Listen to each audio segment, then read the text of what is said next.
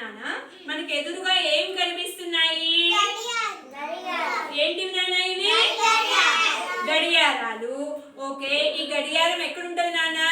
మన school room లో ఉంది, క్లాస్ రూమ్ లో ఉంది. ఓకేనా?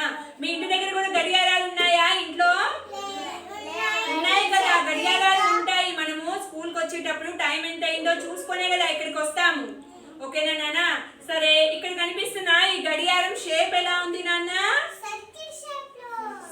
సూపర్ మహాలక్ష్మి, సర్కిల్ షేప్ లో ఉంది.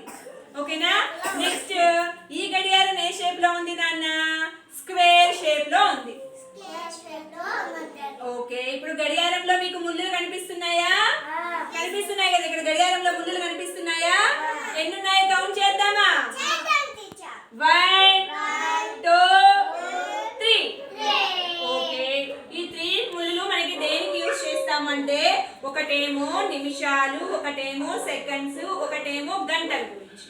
ఓకేనా? అన్నిటికంటే సన్నగా ఉంది చూడండి. ఓకేనా?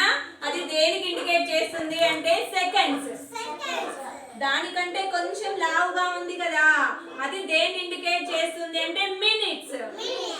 తర్వాత దానికంటే కొంచెం లావుగా కనిపిస్తుంది చూడండి ఇక్కడ, అది దేన్ని ఇండికేట్ చేస్తుంది అంటే అవర్స్, గంటలు. ఓకేనా? ఇప్పుడు ఇక్కడ మనం చూసినట్లయితే టైం ఎంత అయింది? 5:30.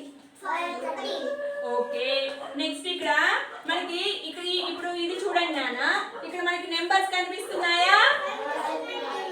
ఓకే, కౌంట్ చేద్దామా? 1 2 3 4 5 6 7 8 9 10 11 12. సో మన దగ్గర ఉన్న గడియారంలో నెంబర్స్ ఉంటాయి, తర్వాత ముళ్ళులు ఉంటాయి. వీటిని బేస్ చేసుకొని మనం టైం ఎంత అయిందో తెలుసుకుంటాం. అర్థమైందా నాన్న?